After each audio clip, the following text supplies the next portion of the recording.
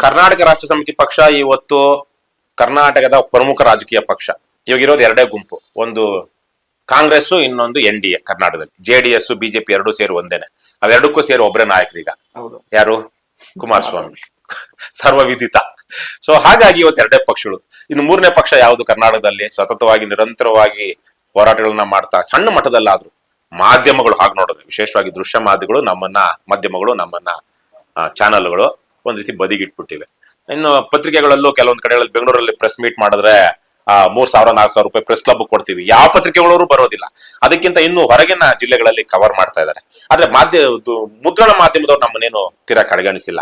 ಆದ್ರೆ ದೃಶ್ಯ ಮಾಧ್ಯಮಗಳು ಬೇಕು ಅಂತಲೇ ಕಡೆಗಣಿಸಿವೆ. ನಾವು ಅದ್ರ ಬಗ್ಗೆ ತಲೆ ಕೆಡ್ಸ್ಕೊಂಡಿಲ್ಲ. ನಮ್ ಕೆಲಸ ನಾವು ಮಾಡೋಣ, ಪ್ರಕೃತಿ ಎಲ್ರಿಗೂ ಒಂದಲ್ಲ ಒಂದ್ ರೀತಿಲಿ ಪಾಠ ಕಲಿಸುತ್ತೆ ಅಂದ್ಕೊಂಡು ಹೋಗ್ತಾ ಇದೀವಿ. ಆದ್ರೆ ಈ ಹೊತ್ತಿಗೆ ಇವೆಲ್ಲದರ ಮಧ್ಯೆನು, ಇಷ್ಟೆಲ್ಲಾ ಪ್ರವಾಹದ ವಿರುದ್ಧ ಈಸ್ತಿರುವ ಮಧ್ಯೆನು ಕರ್ನಾಟಕದಲ್ಲಿ ಇವತ್ತು ಸಕ್ರಿಯವಾಗಿರುವಂತಹ ಮೂರನೇ ರಾಜಕೀಯ ಗುಂಪು ಅಂದ್ರೆ ಕರ್ನಾಟಕ ರಾಷ್ಟ್ರ ಸಮಿತಿ ಪಕ್ಷ. ಇಲ್ಲಾಂದ್ರೆ ನಮ್ಗೆ 195 ಕ್ಷೇತ್ರಗಳಿಗೆ ಅಭ್ಯರ್ಥಿಗಳನ್ನ ಹಾಕೋದಿಕ್ ಸಾಧ್ಯ ಆಗ್ತಾ ಇರಲಿಲ್ಲ.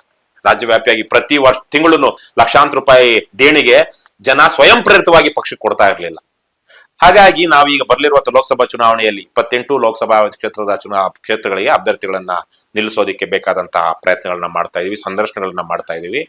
ಅದ್ರ ಜೊತೆಗೆ ಬಹಳ ಮುಖ್ಯವಾಗಿ ಈ ಲೋಕಸಭಾ ಚುನಾವಣೆ ಕರ್ನಾಟಕ ರಾಷ್ಟ್ರ ಸಮಿತಿ ಪಕ್ಷವನ್ನ ಸ್ಥಾಪನೆ ಅಂದ್ರೆ ಜನರ ಮಧ್ಯೆ ಇನ್ನೊಂದ್ಸಲ ಒಂದೇ ಚುನಾವಣೆ ಬಂದು ಹೋದ್ರು ಅನ್ನೋ ತರಕ್ಕಾಗಲ್ಲ.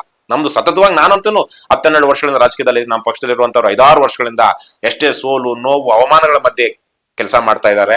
ಹಾಗೆ ಚುನಾವಣೆ ನಿಂತಿದೀವಿ, ಒಂದೇ ಚುನಾವಣೆ ಅಲ್ಲ, ಮಾಡ್ತಾ ಇದೀವಿ. ಈ ಲೋಕಸಭಾ ಚುನಾವಣೆ ನಿಲ್ತೀವಿ. ಹಾಗಾಗಿ ಜನಕ್ಕೊಂದು ವಿಶ್ವಾಸ ಬರ್ತಾ ಇದೆ. ಇವ್ರು ಒಂದು ಸಲದ ಒನ್ ಟೈಮ್ ವಂಡರ್ ಅಲ್ಲ. ಇವ್ರು ಎಷ್ಟೇ ಸೋಲು ನೋವಾಗ್ಲಿ ಇವ್ರು ಇರ್ತಾರೆ ಅನ್ನೋಂಥದ್ದು ಗೊತ್ತಾಗಿದೆ.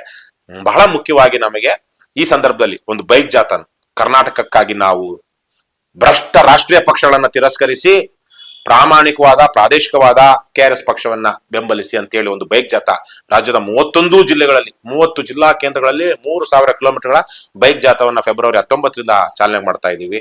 ಅಭ್ಯರ್ಥಿಗಳ ಆಯ್ಕೆ ಮಾಡ್ತಾ ಇದೀವಿ. ಬಹಳ ದೊಡ್ಡ ಒಂದು ರಾಜಕೀಯ ಹೋರಾಟ ಅಥವಾ ನಮಗೊಂದು ಬ್ರೇಕ್ ಸಿಗುವಂತಹದ್ದು ಅಂದ್ರೆ ಇದೇ 2024ರ ಜುಲೈ, ಆಗಸ್ಟ್, ಸೆಪ್ಟೆಂಬರ್ ತಿಂಗಳುಗಳಲ್ಲಿ ನಡೆಯಲಿರುವಂತಹ ಜಿಲ್ಲಾ ಪಂಚಾಯತಿ, ತಾಲೂಕ್ ಪಂಚಾಯತಿ, ಬೃಹತ್ ಬೆಂಗಳೂರು ಮಹಾನಗರ ಪಾಲಿಕೆ BBMP ಸೇರಿದಂತೆ ಸ್ಥಳೀಯ ಸಂಸ್ಥೆ ಚುನಾವಣೆ. ಆ ಚುನಾವಣೆಗಳಲ್ಲಿ ಹಣ ಹಂಚದೆ, ಹೆಂಡ ಕುಡಿಸದೆ, ಸಾಲ ಮಾಡ್ಕೊಳ್ಳದೆ, ಆಸ್ತಿ ಮಾಡ್ಕೊಳ್ಳದೆ KRS ಪಕ್ಷದ ಕೆಲವೊಂದು ಅಭ್ಯರ್ಥಿಗಳು ಎಲೆಕ್ಟ್ ಆಗ್ತಾರೆ ಅನ್ನುವಂತ ಒಂದು ವಿಶ್ವಾಸ ಇದೆ. ಅಲ್ಲಿಂದ ನಮ್ಮ ಪಕ್ಷದ ಇನ್ನೊಂದು ತಿರುವು ಆರಂಭವಾಗುತ್ತೆ. ಜನಕ್ಕೆ ಈ ಸಿದ್ಧಾಂತವನ್ನ ನಾವು ಗೆಲ್ಲಿಸ್ಬೇಕು, ಇವ್ರ ಸಿದ್ಧಾಂತ ಸರಿ ಇದೆ, ಇವ್ರು ಗೆಲ್ತಾರೆ, ನಾನ್ ಬೆಂಬಲಿಸಿಲ್ಲ ಅಂದ್ರೆ ಇನ್ನಾರೋ ಬೆಂಬಲಿಸ್ತಾ ಇದ್ದಾರೆ ಅನ್ನುವಂಥ ವಿಶ್ವಾಸ ಬಂದ್ರೆ ನಿಜಕ್ಕೂ ಜನ ಬಹಳ ದೊಡ್ಡ ಮಟ್ಟದಲ್ಲಿ, ಕನ್ನಡಿಗರು ಉದಾರ ಹೃದಯಗಳು ಮತ್ತೆ ಗುಣಗ್ರಾಹಿಗಳು, ಜೊತೆಗೆ ಒಳ್ಳೆಯದನ್ನ ಬೆಂಬಲಿಸುವಂತವ್ರು ಮೊದಲಿಂದ ಅನ್ನೋದು. ಸ್ವಾದಿಷ್ಟತೆಯ ಸ್ವಾದ, ತಾಜಾತನದ ಆಹ್ಲಾದ, ಉತ್ತಮ ಆರೋಗ್ಯ ಮತ್ತು ಹೆಚ್ಚಿನ ರೋಗ ನಿರೋಧಕ ಶಕ್ತಿಯ ವೃದ್ಧಿಗೆ ಈಗ ನಿಮಗೆ ಸಿಗುತ್ತಿದೆ ಉತ್ತಮ ಗುಣಮಟ್ಟದ ಪೌಷ್ಟಿಕಾಂಶ. Shri Vaidik millet health mix. ಇದು ಸಿರಿಧಾನ್ಯಗಳ ಸಂಪತ್ತು.